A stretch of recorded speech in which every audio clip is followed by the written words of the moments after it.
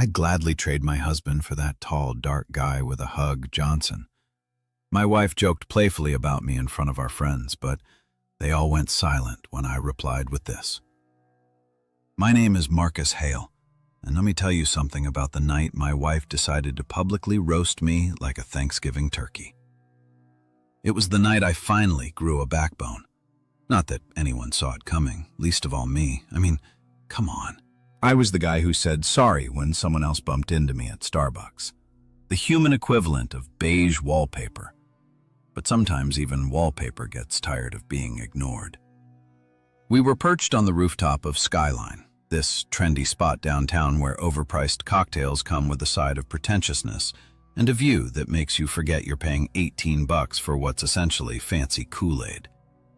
The whole gang was there. Daniel and Claire Morrison, who've been married so long they finish each other's sentences and probably share the same Netflix password. And Jordan and Prius Singh, the couple that makes everyone else feel like relationship amateurs because they still hold hands in public after 5 years like a pair of lovesick teenagers.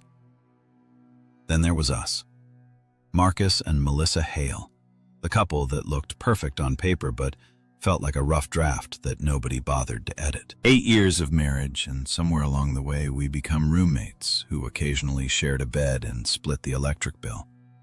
The wine was flowing like it was going out of style, which, considering the prices at this joint, it probably was. Melissa was on her 3rd glass of some fancy Pinot Grigio that cost more than my monthly gym membership, the one she constantly nagged me about canceling because I never went anyway. Classic Melissa logic. Complain about the membership fee while simultaneously mocking my dad bod. It's like being mad at someone for not fixing a problem you won't let them solve. The conversation had drifted to that dangerous territory where alcohol meets oversharing and everyone starts saying things they'll pretend to forget in the morning. Claire was going on about how Daniel surprised her with a weekend getaway to Napa. Jordan was bragging about the promotion that finally let him upgrade from his Honda Civic to something that didn't sound like a dying lawnmower.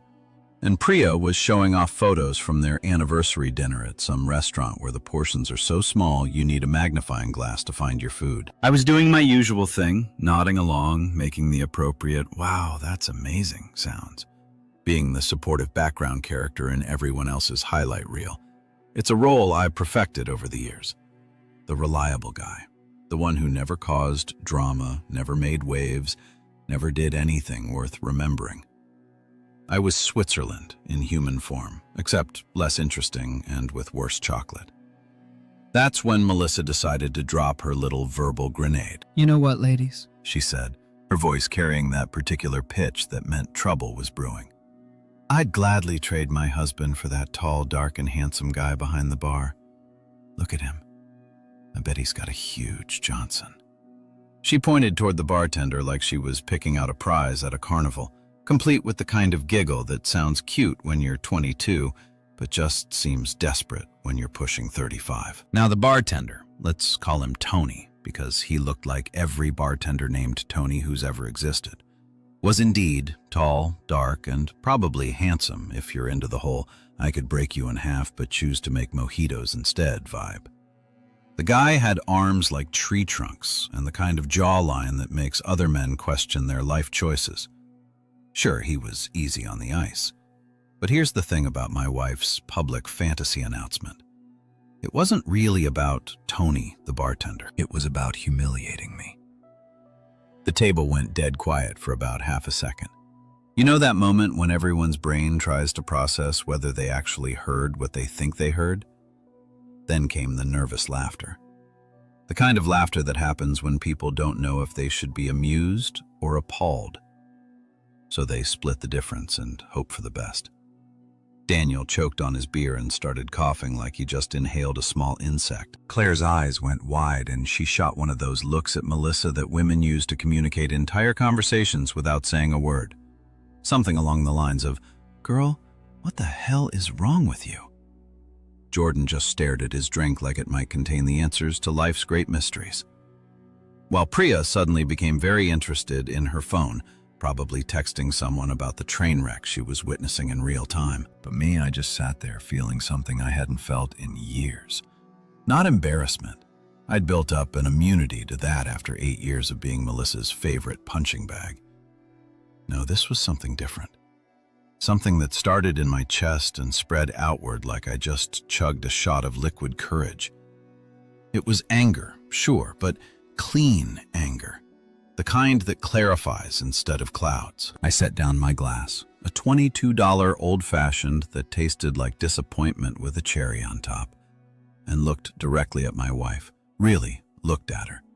Not the quick glances I'd been giving her for months.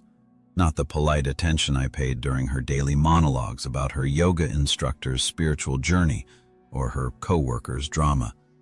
I mean, really looked at her. Melissa was still smiling, waiting for my reaction. She wanted the usual Marcus response, the awkward laugh, the self-deprecating joke that would make everyone comfortable again. The performance I'd been giving for so long I'd almost forgotten it was an act. She wanted me to play along with her little game, to be the good sport who could take a joke, even when the joke was designed to make me look like a pathetic loser in front of our friends. But you know what? I was tired. Bone deep, soul-crushingly tired of being the punchline in my own life. "Well," I said, my voice steady as a rock. "At least he'd last longer than you do, in loyalty." The effect was immediate and spectacular. It was like someone had pressed the mute button on the entire rooftop. The laughter died so fast you could practically hear it hit the ground and shatter. Glasses stopped moving. Conversations at nearby tables seemed to pause. Even the city noise felt muted, like the universe itself was holding its breath to see what would happen next. Melissa's face went through more color changes than a mood ring. First, shock. Pure, unadulterated shock. Like someone had just told her that calories actually do count after 9 p.m. Then confusion because St. Marcus wasn't supposed to have a mean bone in his body. Finally, a flush of anger mixed with something that looked suspiciously like fear. Daniel's mouth was hanging open like he was trying to catch flies. Claire had gone completely still, her wine glass suspended in midair like she was playing the world's most awkward game of freeze tag. Jordan's eyebrows had shot up so high they were practically having a conversation with his hairline, and Priya had stopped pretending to be interested in her phone and was now staring at me like I just performed a magic trick. The silence stretched on for what felt like hours, but was probably only 15 seconds. 15 seconds of pure, beautiful quiet where nobody knew what to say or do. 15 seconds where I wasn't the butt of the joke. Wasn't the reliable pushover. Wasn't the safe bet who'd always smile and nod and make everything okay again. I could see the wheels turning in Melissa's head, trying to figure out how to spin this, how to make me the bad guy for finally standing up for myself. She was probably running through her usual playbook, the hurt feelings, the "I was just kidding," the inevitable accusation that I was being oversensitive and couldn't take a joke. But here's the thing about finally finding your voice after years of keeping your mouth shut. Once you start talking, it's hard to stop. And I was just getting warmed up. I stood up slowly, deliberately, like I had all the time in the world. Like I wasn't the guy who usually rushed to fill uncomfortable silences with nervous babbling. I pulled out my wallet, dropped enough cash on the table to cover my drinks and a decent tip because Tony, the bartender, didn't deserve to get stiffed just because my marriage was imploding, and looked around the table one more time. You know what, folks? This has been educational. Melissa, enjoy your evening. I'm sure Tony would be thrilled to hear about your interest. I paused, savoring the moment. Although you might want to work on your pickup lines, that one needs some serious revision. And with that, I walked away just like that. No dramatic exit speech, no thrown drinks or slammed doors, just a quiet, dignified departure that probably confused the hell out of everyone because it was so completely un-Marcus-like. Behind me, I could hear the table erupting into frantic whispers, probably trying to figure out what had just happened and whether they should follow me or stay and deal with Melissa's inevitable meltdown. Part of me wanted to turn around and watch the chaos unfold, but a bigger part of me, the part that had been dormant for way too long, just wanted to get the hell out of there and figure out what came next. As I walked through the downtown streets, past the late-night diners and bars full of people living their lives, I felt something I hadn't experienced in years. Possibility. Not the suffocating certainty of routine, not the predictable cycle of work, dinner, sleep, repeat that had become my existence. Real, honest to God, possibility. My phone started buzzing almost immediately, text after text, probably from Daniel trying to play peacekeeper, maybe from Claire attempting to smooth things over, possibly even from Melissa herself. Though, knowing her, she was more likely to let the situation marinate for a while before deciding how to play the victim card. I pulled out my phone, looked at the growing list of notifications, and did something that would have been unthinkable just an hour earlier. I turned the damn thing off. For the first time in forever, Marcus Hale was going radio silent.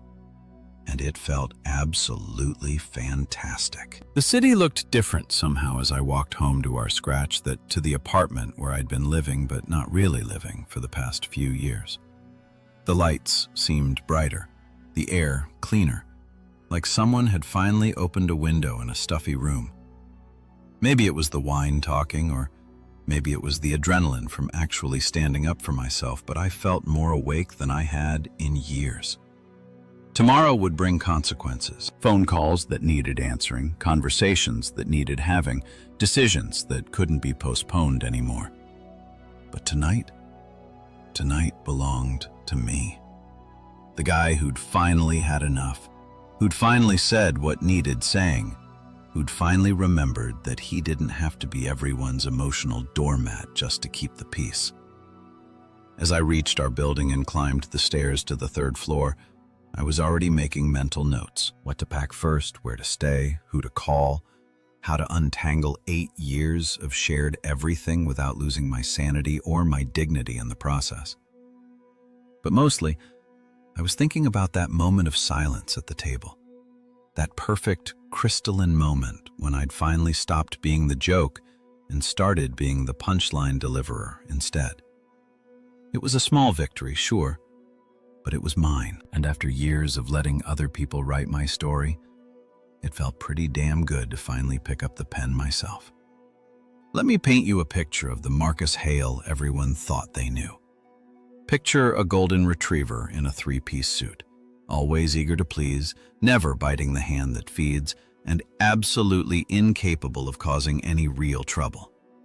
That was my brand for 32 years. The guy who held doors open for strangers, remembered birthdays, and somehow always ended up being the designated driver, even when I wanted to get hammered just as much as everyone else.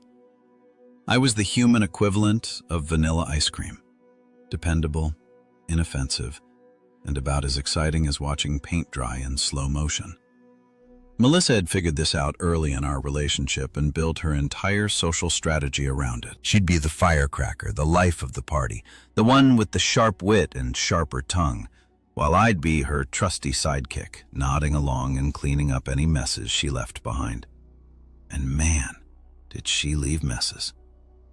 There was the time she accidentally insulted Claire's new haircut at Jordan's birthday party.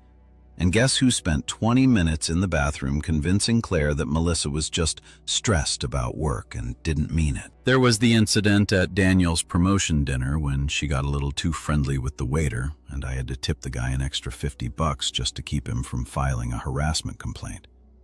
Hell, there was even the time she started a fight with our neighbor about the property line, and I ended up buying the woman a fruit basket and personally reseeded the grass that got trampled during Melissa's dramatic gesture of moving our garden gnomes 6 inches to the left. Every single time I was there with my metaphorical mop and bucket, cleaning up after Hurricane Melissa like some kind of domestic disaster relief specialist. And you know what the really pathetic part was? I thought that made me a good husband. I thought that's what love looked like, taking hits so the other person could shine.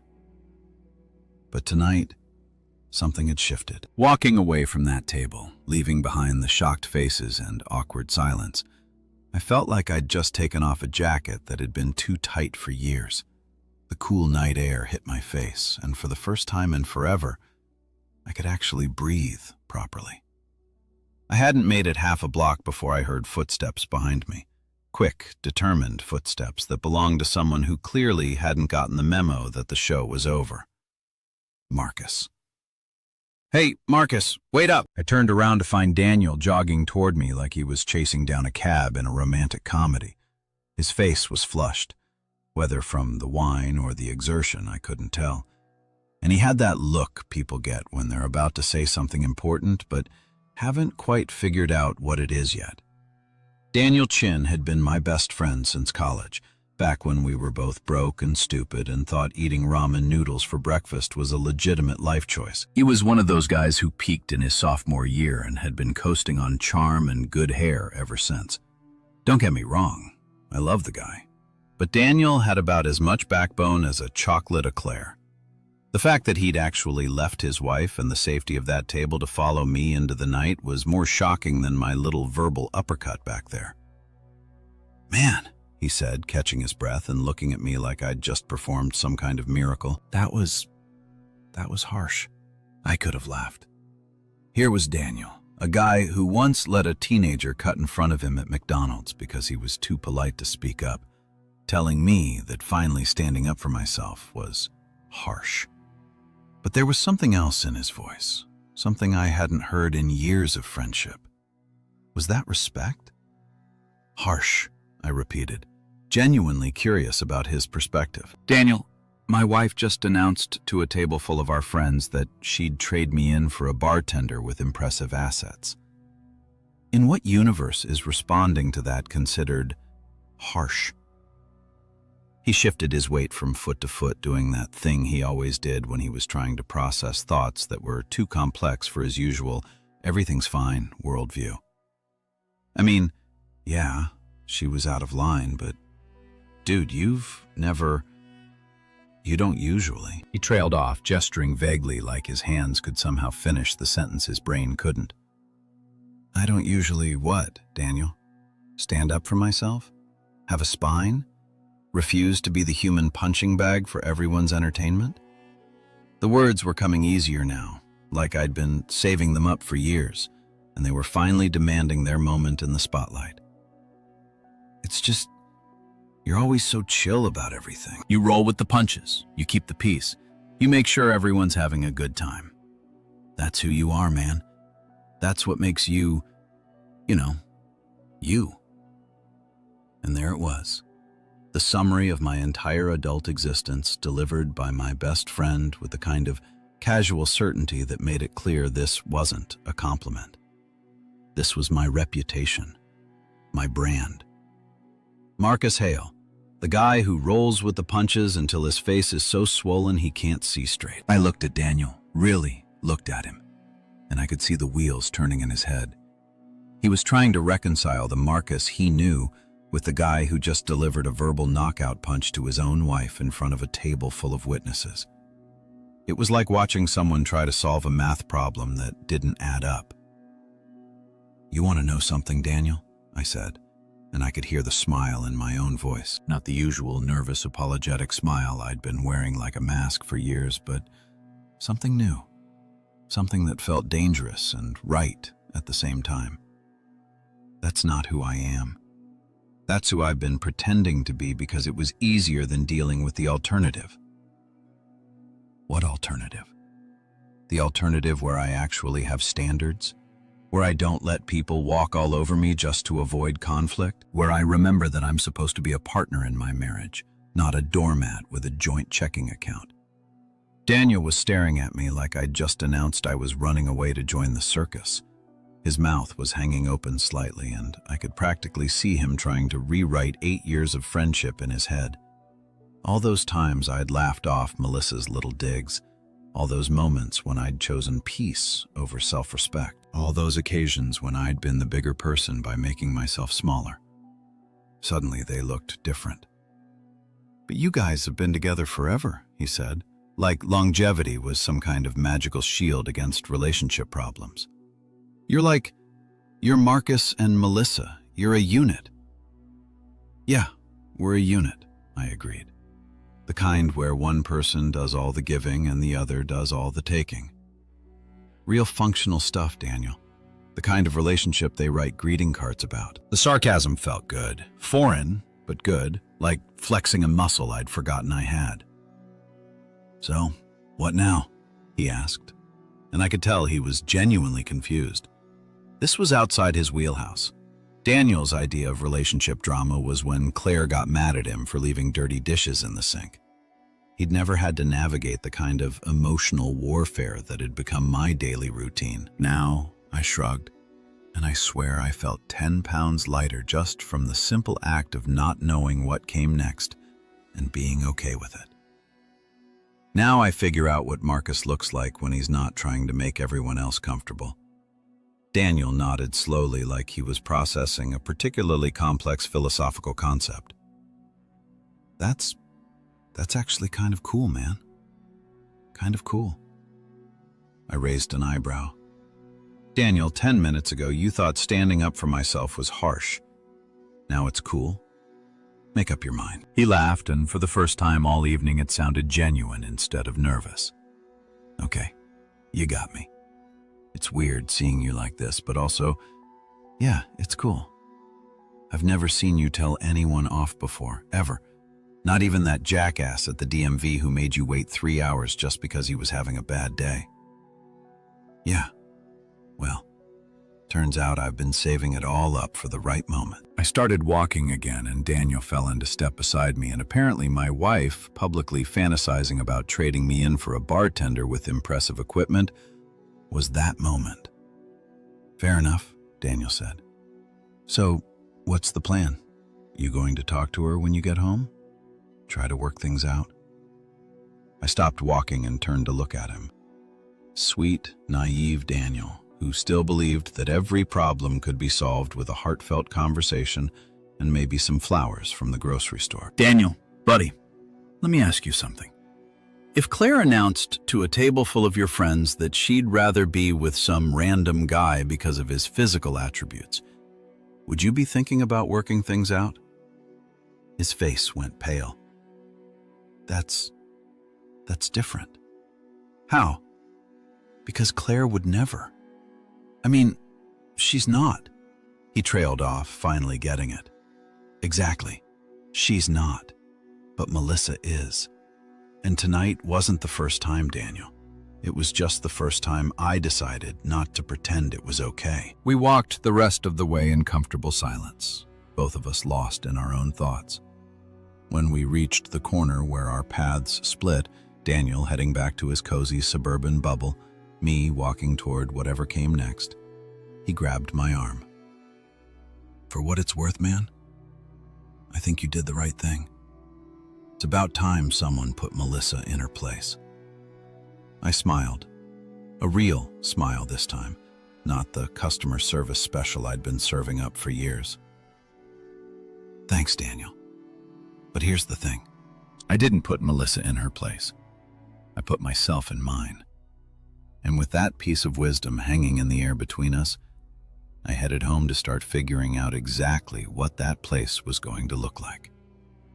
By the time I got home, it was past midnight, and our apartment felt like a museum exhibit titled "The Life Marcus Used to Live." Everything was exactly where it had been when I left. Melissa's yoga mat rolled up in the corner like a sad burrito. Her collection of self-help books stacked on the coffee table because apparently how to have your best life now pairs perfectly with publicly humiliating your spouse.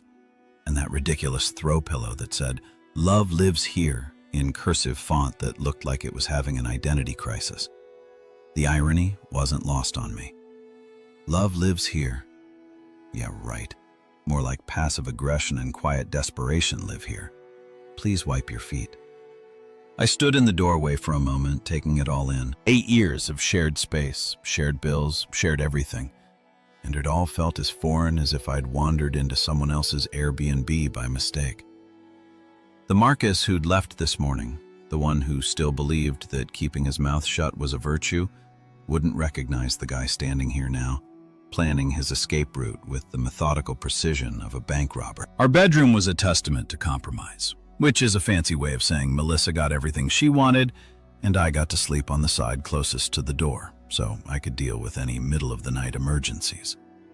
The walls were painted in what she called sophisticated sage, and I called the color of hospital scrubs mixed with depression. Her vanity table dominated one corner, covered in enough makeup to paint a small aircraft carrier, while my dresser, a hand-me-down from my parents that she'd been nagging me to replace for 3 years, lurked in the shadows like an unwanted stepchild.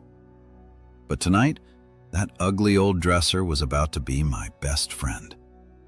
I opened the closet and pulled out the travel duffel bag that had been gathering dust on the top shelf since our last actual vacation together. A trip to Cancun, where Melissa spent more time taking selfies with other tourists than talking to her own husband.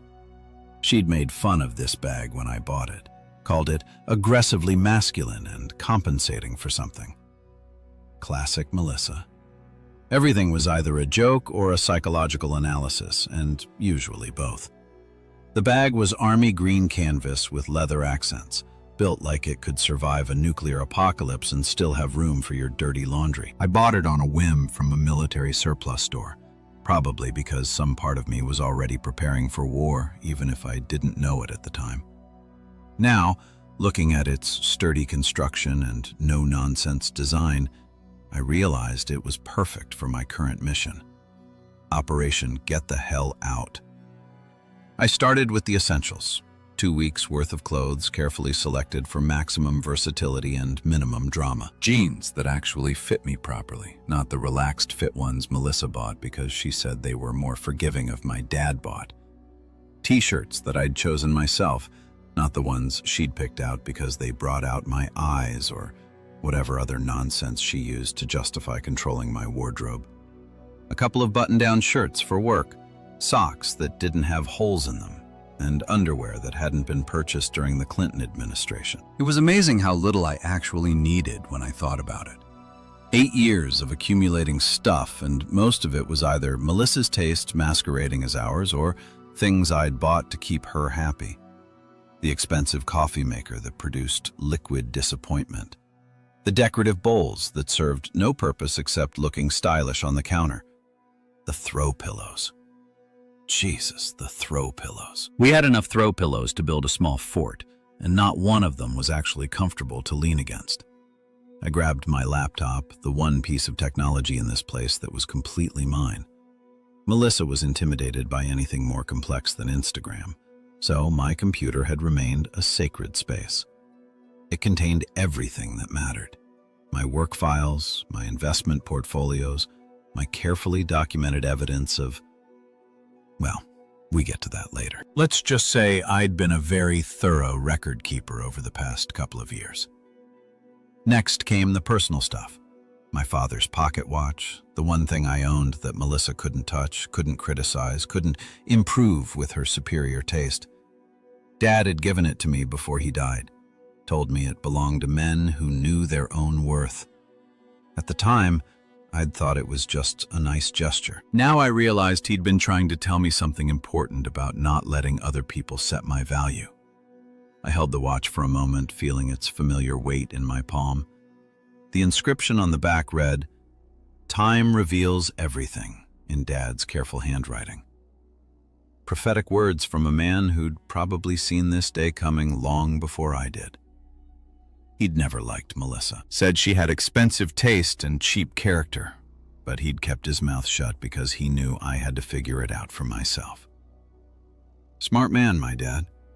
Took me 8 years to catch up to his wisdom. As I packed, I caught glimpses of myself in the mirror that hung on the back of our bedroom door. Melissa had positioned it there for her outfit checks. But tonight, it was showing me something different. The guy staring back at me didn't look like the pushover who'd left for dinner a few hours ago. His shoulders were straight instead of hunched in perpetual apology.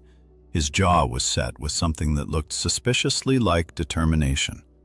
His eyes had a clarity that had been missing for so long, I'd forgotten what it looked like. This was the Marcus that Melissa had never bothered to look for.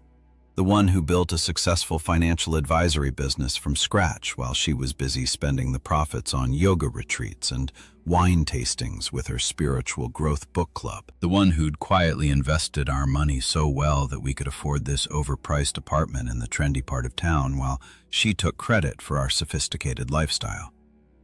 The one who'd been keeping detailed records of every financial transaction, every suspicious late night, every lie that didn't quite add up. Not because I was paranoid, but because I was prepared. See, here's what nobody understood about quiet Marcus, reliable Marcus, pushover Marcus. I wasn't weak. I was patient. There's a difference, though. I'll admit it took me way too long to figure that out myself. Weak people get walked on and stay down. Patient people get walked on and take notes. And brother, I had taken a lot of notes. I moved to my dresser, the ugly hand-me-down that Melissa wanted to replace with something from West Elm that cost more than most people's monthly rent. This dresser had been my grandfather's, then my father's, then mine. It was solid oak built back when furniture was made to last instead of looking good on Instagram. Melissa hated it because it didn't fit her aesthetic vision of our curated living space. I loved it because it was mine. Really mine in a way that nothing else in this apartment was. In the bottom drawer, hidden under a stack of old college t-shirts that Melissa had been threatening to donate to Goodwill for years, was a manila folder labeled Emergency Fund in my careful handwriting. But it wasn't just emergency money in there. It was emergency everything. Bank statements showing the accounts Melissa didn't know about, investment records for the portfolio I'd been building in my name only, documentation of the small business I'd been running on the side, the one that Melissa thought was just Marcus playing around with spreadsheets again. Turns out Marcus playing around with spreadsheets had generated enough passive income to fund a pretty comfortable exit strategy. Who knew? I packed the folder carefully between two sweaters, like I was transporting nuclear secrets instead of just the documentation of my own financial independence. In a way, that's exactly what it was. Evidence that I wasn't as helpless as everyone thought, that I'd been preparing for this moment, even when I didn't know it was coming. The final item was almost an afterthought. My old college baseball glove, cracked leather and broken in just right with grass stains that told the story of 1,000 Saturday afternoons when I still believed I could be anything I wanted to be. Melissa had wanted me to throw it away years ago, said it was juvenile and took up space we could use for something meaningful. But I'd held on to it, storing it in the back of the closet like a secret reminder of who I used to be before I started apologizing for existing. As I zipped up the duffel bag, I felt something I hadn't experienced in years. Excitement. Not the nervous, anxious energy that came from wondering what Melissa would complain about next, but real, honest-to-God excitement about what came next. For the first time in forever, I didn't know what tomorrow would look like. And instead of terrifying me, it felt like freedom. I took one last look around the bedroom that had been my prison for so long, at the expensive sheets that were too fancy to actually sleep on comfortably, at the decorative lamps that gave off about as much light as a dying firefly, at the photos of us looking happy at various social events, all staged smiles and carefully coordinated outfits that told the story Melissa wanted people to believe, instead of the truth we were actually living. Then I walked out, bag in hand, leaving behind everything that had made me miserable and taking only what I needed to start over. The apartment could keep its secrets and its lies and its expensive taste. I was taking my dignity with me, and honestly, that was all I really needed. As I closed the door behind me, I realized something that should have occurred to me years ago. I'd been living in a prison of my own making, and I'd been holding the keys the whole time. Tonight, I'd finally decided to use them. I woke up at 6:47 a.m. in a hotel room that smelled like industrial cleaning products and broken dreams, staring at a ceiling that had probably witnessed more midlife crisis than a therapist's office. The Marriott downtown wasn't exactly the Ritz, but it was clean, anonymous, and, most importantly, it was mine. No shared space, no compromises, no walking on eggshells around someone else's mood swings. Just me. A king-size bed I didn't have to share, and the kind of silence that comes from not having to listen to someone complain about the water pressure. My phone had been buzzing like an angry wasp all night. 17 missed calls, 32 text messages, and what looked like a small novel's worth of voicemails that I had absolutely zero intention of listening to. I could guess the content anyway. Melissa playing the victim, Daniel trying to be the peacemaker, Claire wanting to talk things through, and Jordan probably just confused about whether he was supposed to pick sides or pretend nothing happened. But there was one person I needed to call. One person who'd seen this train wreck coming from about 50 miles away and had been patiently waiting for me to wake up and smell the disaster I'd been marinating in. Sophia Hale Rodriguez, my big sister, voice of reason, and the only person in my life who'd never once told me to just go along to get along.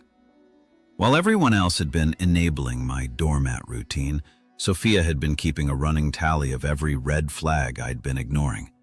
She was like a human early warning system, except I'd been too stubborn to listen to the sirens. I dialed her number while sitting on the edge of the bed in my boxer shorts and yesterday's regrets. The phone rang twice before her voice came through, crystal clear and loaded with the kind of satisfaction that comes from being right about something for 8 straight years. Well, she said, instead of hello. If it isn't my baby brother. Finally ready to admit that his wife is a world-class nightmare wrapped in yoga pants and bad attitude. Good morning to you too, Sophia. I rubbed my eyes, trying to shake off the hotel room grogginess. How do you know it was about Melissa? Marcus, honey, you only call me at 7 o'clock in the morning for 3 reasons. Someone died, you're having an existential crisis, or your wife finally pushed you past your breaking point since nobody's dead and you've been having the same existential crisis for 8 years. Process of elimination says Melissa finally did something so spectacularly awful that even you couldn't pretend it was okay. This is why I love my sister. She had a PhD in reading between the lines and a master's degree in cutting through, while I'd been perfecting the art of making excuses for other people's bad behavior.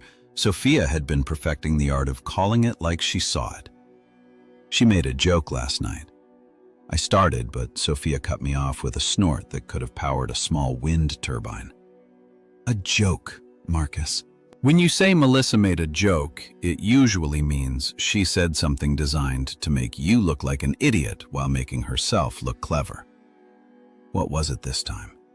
Did she announce to a room full of people that you're bad in bed, mock your career, tell everyone about that time you cried during Toy Story 3? She told our friends she'd trade me for the bartender because of his physical attribute. The silence on the other end of the line stretched just long enough for me to wonder if the call had dropped. Then Sophia exploded. That absolute piece of... She caught herself, probably remembering that she was technically a professional adult with a reputation to maintain. Marcus, please tell me you didn't just laugh it off and pretend it was funny. Actually, I told her that at least he'd last longer than she does in loyalty. Another silence, then something that sounded suspiciously like applause. Only Marcus, you actually grew a pair. What happened next? Did she spontaneously combust from the shock of being called out on her garbage behavior? I found myself smiling despite everything. This was classic Sophia. Zero filter, maximum support, and the kind of righteous indignation that made you feel like you had an army of one in your corner. The table went dead silent. Everyone just stared. I got up, left money for my drinks, and walked out. And where are you now? Downtown Marriott, room 412. Trying to figure out what the hell I'm supposed to do next. Text me the address. I'm bringing coffee and moral support, in that order. Don't move. Don't answer your phone, and definitely don't start second-guessing yourself. You did the right thing, Marcus. Finally, 43 minutes later, there was a knock on my door that could only belong to one person. Sophia had a distinctive knock. 3 quick raps followed by 2 slower ones, like she was announcing herself to the universe. I opened the door to find my sister standing in the hallway holding 2 large coffees and wearing the kind of smile that meant someone was about to get their life together, whether they wanted to or not. Sophia was everything I wasn't. Bold where I was cautious. Direct where I was diplomatic, and completely incapable of keeping her opinions to herself, even when it would be socially appropriate to do so. She was also fiercely loyal, brutally honest, and had inherited our father's ability to see through people's facades like they were made of tissue paper. "You look like hell," she said, pushing past me into the room and setting the coffees on the small table by the window. "But it's a good kind of hell. The kind that means you're finally done being everyone's emotional punching bag." I sat down across from her, grateful for the coffee and the companionship. "I feel like I just woke up from an 8-year coma." "More like an 8-year hostage situation," Sophia corrected, taking a sip of her coffee and studying me with the intensity of a detective examining evidence. "Marcus, I've been watching you disappear piece by piece for years. Every time I saw you, there was a little less of you there. It was like watching someone slowly fade away in real time." She wasn't wrong. I'd become a ghost in my own life, haunting the edges of every conversation, every decision, every moment that should have been mine. Melissa had trained me so well to defer to her judgment, her preferences, her version of reality that I'd forgotten I was supposed to have opinions of my own. "Remember when we were kids and you used to build those elaborate Lego fortresses?" Sophia continued. "You'd spend hours planning them, getting every detail right, making sure they could withstand whatever Dad threw at them during his earthquake tests. You were so focused, so determined. You knew exactly what you wanted and you made it happen." I nodded, remembering those Saturday afternoons when engineering the perfect castle felt like the most important thing in the world. "That's who you really are, Marcus. The guy who plans, who builds, who thinks 3 steps ahead. Melissa convinced you that those qualities made you boring, but they don't. They make you dangerous. Dangerous to people who rely on chaos and drama to get their way. Dangerous." I laughed, but there was no humor in it. "Sophia, I let my wife walk all over me for 8 years. I'm about as dangerous as a golden retriever puppy." "Wrong." She leaned forward, her eyes intense. "You're dangerous because you're methodical. You're dangerous because you see patterns of other people. Miss, you're dangerous because when you finally decide to move, you move with precision instead of emotion. Melissa never saw it coming because she was too busy underestimating you." As she talked, I felt something clicking into place in my head. All those years of taking mental notes, of documenting inconsistencies, of quietly building my own financial foundation while Melissa thought I was just being responsible. Marcus, it hadn't been weakness. It had been preparation. "She thinks I am predictable," I said slowly. "She thinks you're controllable," Sophia corrected. "There's a difference. Predictable means people know what you'll do. Controllable means they think they can make you do what they want. Melissa's about to learn that you've been the first one all along, not the second." We sat in comfortable silence for a while, sipping our coffee and watching the city wake up through the hotel room window.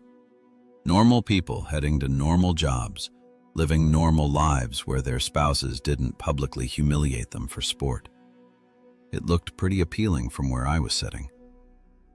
"So, what's the plan?" Sophia asked, and I could tell from her tone that she was ready to help me burn down whatever needed burning. "I've been thinking about that all night," I said, "and I think it's time to stop reacting to Melissa's chaos and start creating some of my own." Sophia grinned, and it was the kind of grin that probably made her enemies nervous and her friends grateful they were on her side. "Now you're talking. What do you need from me right now?" "Just this. Someone who remembers who I am when I forget." "Marcus," she said, reaching across the table to squeeze my hand. "You've never been the joke. You've just been too nice to tell everyone else they weren't funny. And sitting there in that generic hotel room, drinking overpriced coffee with my sister and planning the dismantling of my old life, I finally understood what Dad had meant about time revealing everything. It hadn't just revealed Melissa's true character. It had revealed mine, too. I just had to stop being afraid of what I might find after. Sophia left to handle her own life, something about a client meeting that couldn't wait even for family drama. I found myself alone with my laptop and a growing sense of purpose that felt both terrifying and exhilarating. Time to show my cards, or at least count them properly. I opened my computer and navigated to a folder buried so deep in my file system that even the NSA would need a GPS to find it. The folder was innocuously labeled Tax Documents 2021 to 2023, because Melissa's eyes glazed over faster than a Krispy Kreme donut whenever I mentioned anything related to taxes or paperwork. It was the perfect camouflage for what I'd really been doing for the past 2 years: building a case. See, here's the thing about being married to someone who thinks you're a clueless pushover. They get careless. Really careless. Melissa had gotten so comfortable with my doormat routine that she'd stopped covering her tracks entirely. It was like watching a master criminal get lazy and start leaving fingerprints on everything. The folder opened to reveal what I'd privately dubbed Operation Documentation, because even my secret rebellion had to be organized and properly labeled. What can I say? I'm consistent. First up, financial records. Bank statements showing mysterious cash withdrawals that Melissa could never quite explain.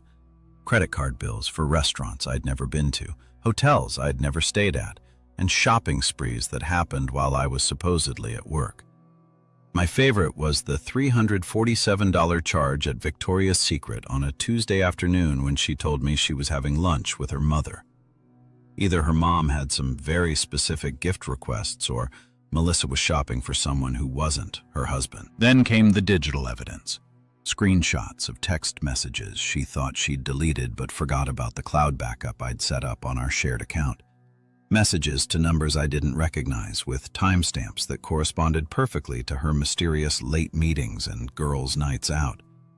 The content ranged from mildly flirtatious to stuff that would make a sailor blush. My personal favorite was a thread with some guy named Brad, where she complained about being stuck with a boring husband who doesn't understand her needs. Stay classy, Melissa. But the real treasure trove was the photo evidence. Melissa loved social media the way moths love flames, obsessively and without regard for the consequences. She'd post photos from every event, every dinner, every moment worth documenting. And she'd completely forgotten that I followed all her accounts. 2 years of screenshots showing her getting progressively more comfortable with other men while I was conveniently cropped out of most pictures or relegated to the background like an unwanted photo bomber. There was the company Christmas party where she spent the entire night attached to her coworker Jake's arm while I got stuck talking to HR about quarterly reviews. The wine tasting event where she posed with some random guys, hands suspiciously close to areas that should have been off limits to strangers. The charity auction where she bid on a weekend getaway for girls only, but somehow forgot to invite any actual female friends. Each photo was time-stamped, cross-referenced with her explanations of where she'd been, and carefully organized by date and level of inappropriate behavior. I'd been building a timeline without even realizing it, documenting the slow deterioration of my marriage with the methodical precision of someone who'd been trained to spot patterns and inconsistencies. The prenup section was particularly interesting. 8 years ago, when we'd gotten engaged, Melissa had insisted on a prenuptial agreement because she was protecting both of us and being practical about modern relationships. What she'd really been doing was protecting herself, or so she thought. She'd skimmed through the document like she was reading a restaurant menu, more interested in planning the wedding than understanding the legal implications of what she was signing. But I'd read every word multiple times with a lawyer present because that's what boring, methodical Marcus does. He reads the fine print while everyone else is picking out flower arrangements. The prenup was actually a work of art. If you appreciate the kind of art that involves screwing over people who think they're screwing you over. It protected assets acquired before marriage, sure, but it also had some very specific clauses about infidelity, public humiliation, and what constituted behavior detrimental to the marriage. Melissa had signed it without a second thought, probably assuming it would never matter because she was too smart to get caught doing anything that would trigger those clauses. Spoiler alert, she wasn't. The investment portfolio section was my personal favorite, though. While Melissa had been busy spending what she thought was our money on organic face masks and weekend retreats to find herself, I'd been quietly building a separate financial foundation. Nothing illegal, nothing hidden from the IRS, just smart investments made in my name, only with money I'd earned through side consulting work that Melissa dismissed as Marcus playing with his calculator. Again, turns out Marcus playing with his calculator had generated a portfolio worth more than our joint checking account. Who knew that actually understanding how money works could be profitable? I'd also been building something else, a side business that Melissa knew about but completely ignored because it wasn't glamorous enough for her attention span. Financial consulting for small businesses, helping people who actually appreciated good advice instead of taking it for granted. It wasn't sexy work. No Instagram-worthy office space or networking events at trendy restaurants, but it was mine, and it was growing. The business files showed a steady stream of satisfied clients, growing revenue, and the kind of reputation that gets built one successful project at a time.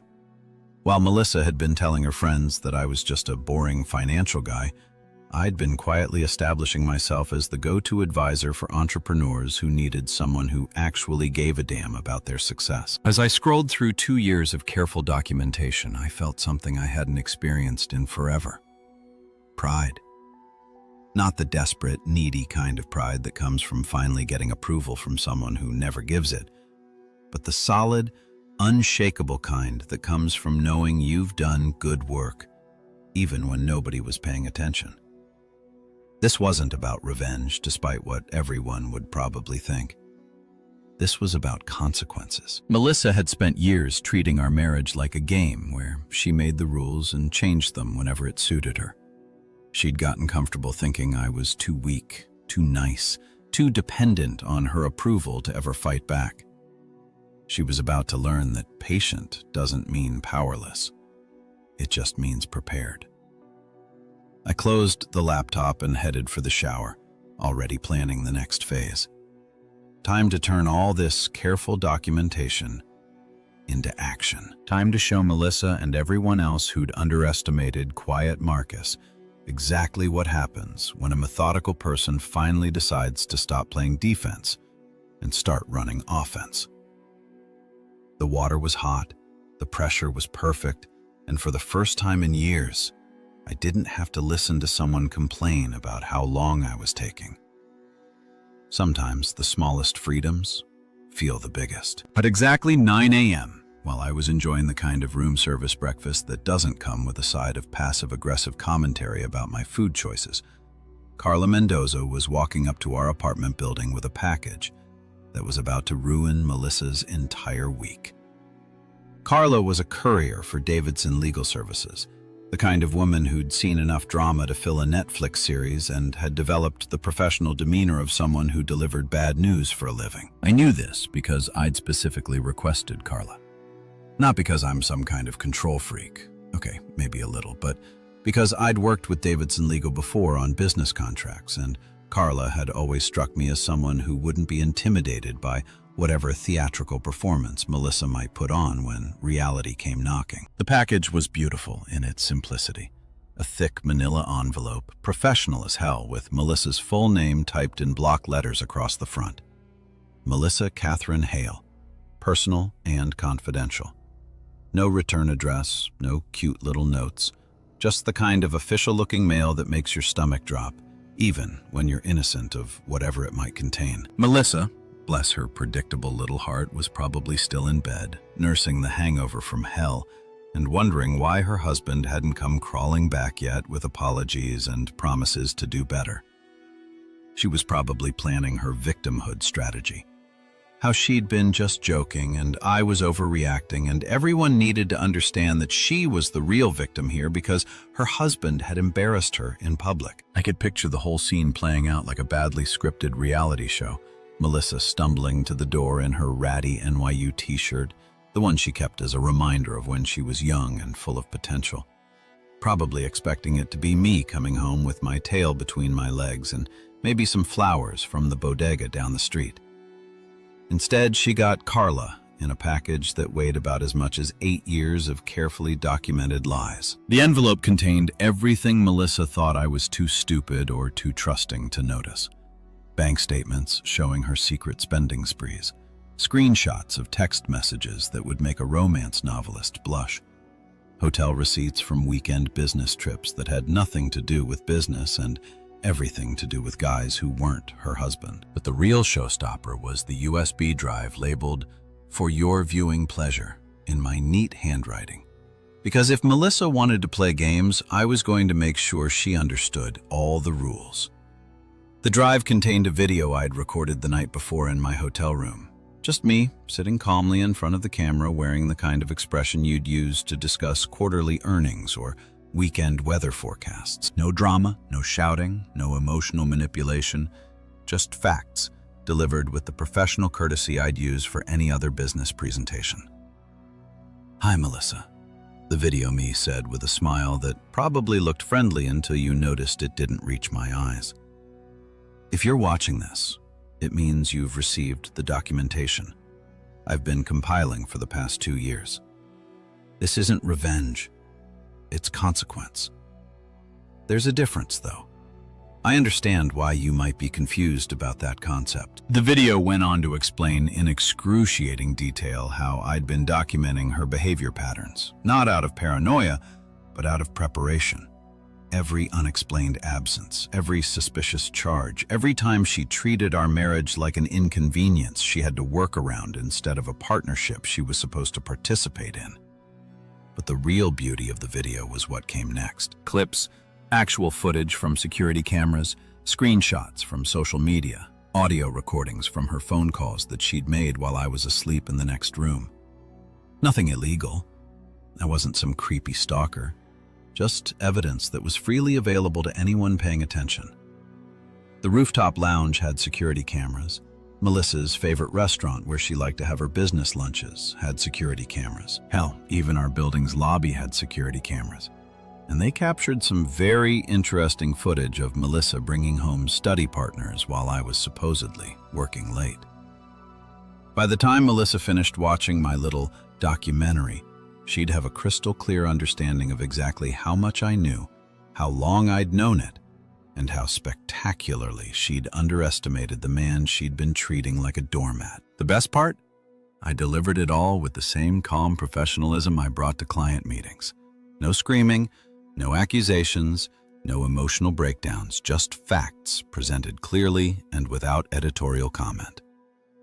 Let her try to spin that into another joke. While Melissa was probably still trying to process the fact that her supposedly clueless husband had been playing three-dimensional chess while she was stuck on tic-tac-toe, I was already 3 moves ahead, focusing on a particularly interesting side character in this whole soap opera. Ryan Baxter, the walking cliché who thought he was God's gift to married women everywhere. Ryan was exactly the kind of guy who peaked in high school and had been desperately trying to recapture that glory ever since. You know, the type. Still talked about his varsity football stats from 15 years ago, drove a BMW he couldn't really afford, and had the kind of artificial confidence that came from a gym membership and too much hair gel. He was also Melissa's favorite flirtation target at every social gathering, which would have been merely pathetic if he hadn't been actively encouraging it. But here's where things get interesting. And by interesting, I mean absolutely satisfying. Ryan Baxter, master of the obvious pickup line and champion of zero self-awareness, had made one tiny miscalculation in his grand plan to be the guy who steals other men's wives. He'd failed to research exactly who he was messing with. See, while Ryan was busy perfecting his accidental arm touches and innocent compliments about Melissa's yoga progress, I'd been quietly conducting some research of my own. Turns out, when you're a financial advisor with a talent for pattern recognition and access to public business records, you can learn some very interesting things about people's professional lives. Ryan worked for Baxter and Associates Investment Management, which sounds impressive until you realize it was basically him, his cousin, who barely graduated community college, and a part-time receptionist who doubled as their social media manager. The company had been struggling for years, bleeding clients faster than a punctured water balloon, and Ryan had been desperately looking for outside investors to keep the lights on. What Ryan didn't know, what nobody knew because I'd been very careful to keep my investments quiet, was that I'd been buying up shares of struggling investment firms around the city for the past 3 years. Not out of any grand master plan, just because they were undervalued, and I had a talent for spotting businesses that could be turned around with proper management and a little capital injection. Baxter and Associates had been one of my acquisitions about 18 months ago. I owned 67% of Ryan's little company, which meant I owned 67% of Ryan's career. The paperwork was buried so deep in shell companies and holding corporations that it would take a forensic accountant to trace it back to me. I wasn't hiding anything illegal, just maintaining privacy in a way that would have made the CIA proud.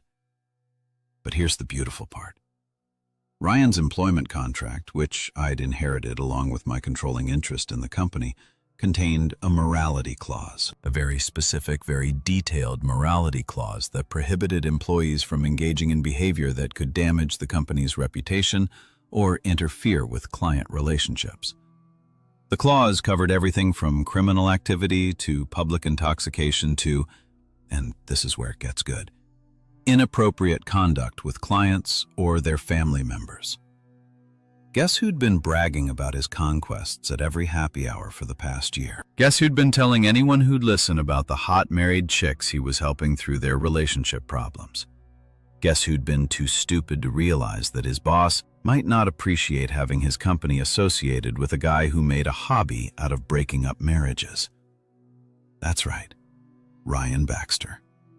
Future unemployment statistic.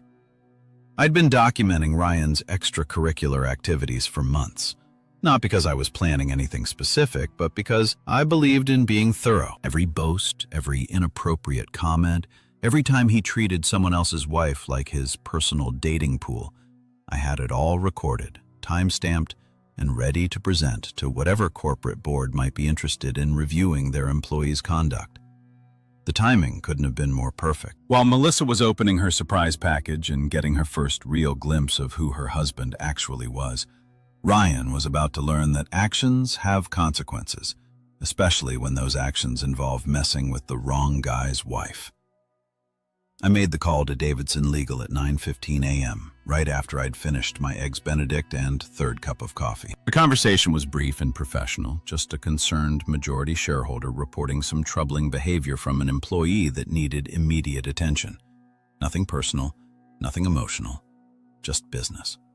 By 9:45 a.m., Ryan's keycard had been deactivated. By 10 a.m., security was escorting him out of his office while his cousin and the receptionist watched in stunned silence. By 10:30 a.m., his company phone had been disconnected, his email access revoked, and his parking space reassigned to someone who understood the concept of professional boundaries. The beautiful irony wasn't lost on me. Ryan had spent months thinking he was playing Melissa, convincing her that he was different from her boring, predictable husband. What he'd actually been doing was playing himself, because he'd been too arrogant to consider that the boring, predictable husband might be paying attention and taking notes. Melissa's little boy, Toy, had just learned that sometimes the quiet guy in the corner isn't weak. He's just waiting for the right moment to remind everyone why underestimating him is a really, really bad idea. Monday morning arrived like a well-dressed assassin, quiet, professional, and absolutely lethal to whatever remained of Melissa's carefully constructed fantasy world. While I was enjoying my second cup of hotel coffee and reading the Wall Street Journal like a civilized human being, My soon-to-be ex-wife was getting her first real taste of what happens when you underestimate someone for 8 years straight. Peterson and Rowe occupied 3 floors of a downtown high-rise that screamed, "We charge more per hour than you make in a week, and we're worth every penny." The kind of law firm where the lobby smells like leather and intimidation, where the receptionists speak in hushed tones like they're handling state secrets, and where grown adults suddenly remember all the bad things they've done in their lives just from walking through the front door. Melissa had probably expected to waltz in there like she was the star of her own legal drama, armed with tears, accusations, and the kind of righteous indignation that works great on social media but falls apart pretty quickly when faced with actual lawyers who deal in facts instead of feelings. She'd probably rehearsed her victim's speech on the way over, how her cruel husband had abandoned her without warning, how she was just an innocent woman caught up in a man's midlife crisis, how she deserved half of everything. Because that's what wives get in divorces, right? Wrong. See, here's what happens when you marry someone you think is too boring to read legal documents carefully. You end up signing agreements that protect the boring guy way more than they protect you. That prenup Melissa had skimmed through like it was a grocery list, it was about to become her worst nightmare and my best friend. I'd hired Peterson and Rose 6 months ago, not because I was planning a divorce, but because I believed in being prepared for all contingencies. It's the same reason I had comprehensive insurance, a well-stocked emergency fund, and backup plans for my backup plans. Melissa used to mock what she called my doomsday prepping, but turns out preparing for disaster is pretty smart when you're married to someone who is the disaster. Margaret Peterson herself was handling the case, which should have been Melissa's first clue that she was in deeper than a septic tank explosion. Margaret didn't take clients who were looking for messy, emotional divorces with lots of screaming and drama. She took clients who had their documentation in order, their finances organized, and their story straight. She was the kind of lawyer who made opposing counsel seriously consider career changes. The meeting lasted exactly 47 minutes. I know this because Margaret's assistant texted me updates throughout the whole thing, probably because watching someone's world implode in real time never gets old, even when you're a professional legal observer. Update 1. 9:23 a.m. Client arrived 23 minutes late, blaming traffic. Currently attempting to charm receptionist. Unsuccessful. Update 2. 9:31 a.m. Margaret explaining prenup terms. Client appears confused, requesting simpler language. Margaret not amused. Update 3. 9:45 a.m. Client demanding to see real lawyer after Margaret explains asset division. Margaret's eyebrow reached previously unknown heights. Update 4. 10:02 a.m. Client reviewing USB evidence. Color has drained from face. Requesting tissues and water. Also requesting bathroom break, possibly for throwing up. Update 5:10:15 a.m. Client attempting to negotiate. Margaret explaining that evidence of infidelity voids spousal support clauses. Client now crying. Real tears, not performance tears. The beauty of the whole thing was that I didn't have to be there to watch Melissa's world collapse. I didn't have to sit through her tears, her accusations, or her inevitable attempts to flip the script and make me the villain. Margaret was handling all of that for me, with the kind of professional detachment that comes from charging $600 an hour and having exactly 0 patience. The prenup that Melissa had signed without reading was a masterpiece of legal protection. It guaranteed that anything I'd owned before our marriage stayed mine. It specified that assets acquired during the marriage through individual effort, side business, and investment portfolio remained individual property. It included infidelity clauses that voided any claims to spousal support. And most importantly, it required proof of actual contribution to shared assets before any division could occur. Melissa's contributions to our marriage, legally speaking, amounted to her 2018 Honda Civic with the dented bumper, a savings account with roughly the same balance as a college student's pizza fund, and whatever personal belongings she could fit in her yoga bag. Everything else, the apartment, the furniture, the investments, the business assets, belonged to the guy she'd been treating like a combination ATM and emotional punching bag. By 10:47 a.m., according to the final text update, Melissa was walking out of Peterson and Rowe looking like someone had just explained quantum physics to her using interpretive dance. She'd gone in expecting to take half of everything and walked out realizing she was leaving with less than she'd brought to the marriage.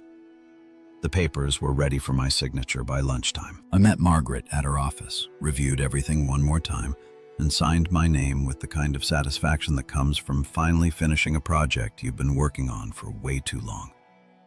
It felt like graduating from college, quitting a job you hate, and winning the lottery all rolled into one perfect moment of administrative completion. "Your wife seemed surprised by the terms," Margaret mentioned as I handed back the signed documents. Her tone as neutral as Switzerland, but with just enough amusement to let me know she'd enjoyed the morning's entertainment.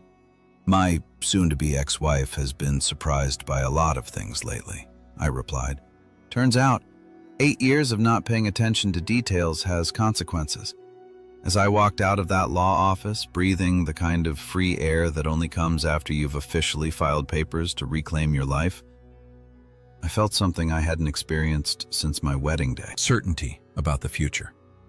Not the terrifying kind of certainty that comes from being trapped in a situation you can't change, but the exhilarating kind that comes from finally taking control of your own story.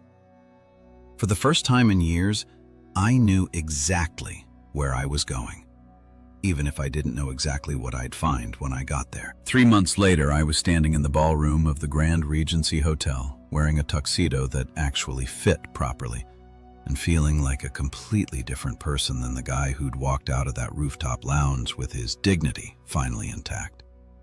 The charity gala for the Children's Education Foundation was the kind of event that Melissa and I used to attend together, her chance to network and show off. My chance to write a check and fade into the background like expensive wallpaper. But tonight was different. Tonight I wasn't Marcus the accessory husband, I was Marcus the eligible bachelor. And the difference was more dramatic than Clark Kent taking off his glasses and revealing he could actually fly. The woman on my arm wasn't a rebound or a middle-aged, desperate attempt to prove I was still attractive to the opposite sex. Isabella Cruz was an immigration lawyer with her own practice, her own opinions, and absolutely zero tolerance for drama, or she was the kind of woman who could argue a case in front of the Supreme Court in the morning and cook an authentic pa that evening without breaking a sweat or checking her Instagram followers. We'd met through business. She needed financial advice for expanding her practice. I needed a reminder that conversations with intelligent women didn't have to feel like diplomatic negotiations with hostile foreign powers. What started as professional consultations had evolved into dinners where we actually talked about things that mattered, where disagreements led to interesting discussions instead of sulking marathons, and where I could express an opinion without having to immediately apologize for having it. Isabella was everything Melissa wasn't. Calm, where Melissa was chaotic. Genuine, where Melissa was performative and completely uninterested in being the center of attention at events like this. She wore her black evening gown like armor instead of advertisement. And when she looked at me, I could tell she was seeing Marcus the person, not Marcus the project that needed fixing. "You seem different tonight," she said as we made our way through the crowd of overly dressed people pretending their charitable donations were about helping children instead of getting their names on plaques and tax deductions. "Different how?" I asked, though I already knew the answer. I felt like I was walking taller, breathing easier, taking up space instead of apologizing for existing, like you actually want to be here. Like you're enjoying yourself instead of just enduring it. She wasn't wrong. For years, these events had felt like elaborate endurance tests where I had to smile politely while Melissa worked the room like a politician running for office, collecting compliments and business cards while I stood nearby like a well-dressed security guard. Tonight felt like fun. actual fun. The kind where you don't spend the entire evening calculating how long you have to stay before you can politely escape. We were making our way toward the bar because even charity events are more tolerable with proper lubrication when I spotted her. Melissa, standing near the auction display in a red dress that screamed, "Look at me," and an expression that suggested she'd rather be anywhere else on the planet. She looked diminished. That's the only word that really captures it. Like someone had taken the Melissa I'd known and put her through a shrinking machine. The confidence that used to radiate from her like heat from a bonfire had been replaced by something that looked suspiciously like desperation. Her smile was too bright, her laugh was too loud, and she was trying way too hard to recapture whatever social status she thought she'd lost when our marriage imploded. The really pathetic part was watching her friends. The same women who used to enable her behavior and laugh at her jokes about what a pushover her husband was, keeping their distance, like she had some kind of contagious social disease. Turns out, when you're no longer married to the guy who pays for the fancy dinners and charity donations, your friend group shrinks faster than a cheap sweater in hot water. Isabella noticed my attention had shifted and followed my gaze. "Let me guess," she said with the kind of dry wit that made our conversations feel like intellectual tennis matches. "The ex-wife in all her red dress glory," I confirmed. Fair warning, she might come over here and try to cause a scene. Melissa's never been great at reading rooms or understanding when her moment has passed. "Should I be worried?" Isabella asked, but her tone suggested she was more amused than concerned. This was a woman who'd faced down immigration judges and hostile corporate lawyers. One bitter ex-wife probably ranked somewhere below finding a parking spot on her list of daily challenges. "Nah," I said, surprising myself with how genuinely unbothered I felt. "She's got nothing left to threaten me with. The worst she can do is embarrass herself." As if on cue, Melissa started making her way toward us, weaving through the crowd with the determined stride of someone who'd rehearsed this confrontation in her head and was committed to delivering her performance regardless of whether anyone wanted to see it. She looked older, somehow, like the stress of the past 3 months had aged her in dog years. Her makeup was perfect, her hair was styled to within an inch of its life, and her dress probably cost more than most people's monthly rent. But none of it could hide the fact that she looked tired. Bone deep, soul-crushing tired. "Marcus," she said when she reached us, her voice carrying just enough volume to make nearby conversations pause. "We need to talk." I looked at her calmly, feeling Isabella's presence beside me like a reminder that there were women in the world who didn't treat every interaction like a potential battlefield. "Actually, we don't," I said with the kind of polite firmness I'd learned from watching Isabella handle difficult clients. "But feel free to enjoy the evening. The salmon looks particularly good this year." Melissa's eyes flicked to Isabella, then back to me, and I could see her trying to process this new reality where Marcus wasn't available for her drama or interested in her performance. "I see you've moved on quickly," she said, loading the words with enough judgment to fuel a small guilt factory. "I've moved forward," I corrected. "There's a difference." And there was. Moving on suggested I was running away from something. Moving forward meant I was walking towards something better. 6 months later, I'm sitting in my apartment. And when I say my apartment, I mean the place that's actually mine, not some compromise between my taste and someone else's vision of what sophisticated living should look like. It's a loft in the Arts District with exposed brick walls that don't need decorative to look good. Windows that actually open to let in real air instead of the recycled atmosphere of marital suffocation. And exactly 0 throw pillows with inspirational quotes. Isabella is in the kitchen doing something magical with ingredients that I'm pretty sure didn't exist in Melissa's vocabulary. The woman can turn a handful of random vegetables into something that would make Food Network jealous. And she does it while discussing Supreme Court cases and making jokes that are actually funny instead of just mean-spirited observations disguised as humor. This is what normal feels like. Turns out cooking dinner together without someone critiquing your knife skills or explaining why your choice of seasoning reveals deep character flaws. Having conversations that don't require diplomatic immunity. Sharing space with someone who actually wants to share it instead of someone who's constantly rearranging it to erase any evidence that you exist. My business has exploded in ways that would have been impossible when I was spending all my emotional energy managing Melissa's chaos. Turns out, when you're not constantly stressed about what fresh hell awaits you at home, you can actually focus on work. Who knew? I've got a waiting list of clients now, referrals coming in faster than I can handle them, and the kind of reputation that gets built when people realize you're not just competent, you're actually exceptional at what you do. The side consulting firm has gone from a hobby to a legitimate second income stream. 3 employees, an office downtown, and contracts with companies that actually appreciate good financial advice instead of treating it like an annoying necessity. I'm making more money now than Melissa and I ever made together. And I'm doing it without someone constantly questioning my decisions or suggesting that my success is somehow a team effort when they've never contributed anything but criticism. Through the kitchen window, I can see the city lights starting to twinkle as evening settles in. This view costs half what our old place did, but it's worth 10 times more because it's mine. No shared mortgage, no arguments about rent, no having to justify every financial decision to someone who thinks budgeting is too restrictive and kills spontaneity. Isabella walks over with 2 plates of whatever she's created, and I realize this is what partnership actually looks like. Not one person doing all the work while the other takes credit.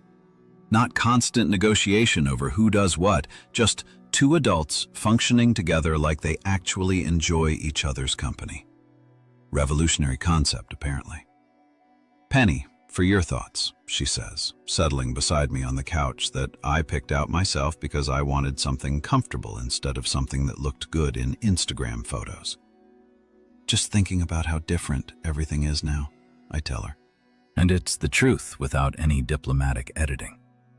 With Isabella, I don't have to translate my thoughts in a language that won't offend or upset or cause drama. I can just say what I mean and trust that she's adult enough to handle it.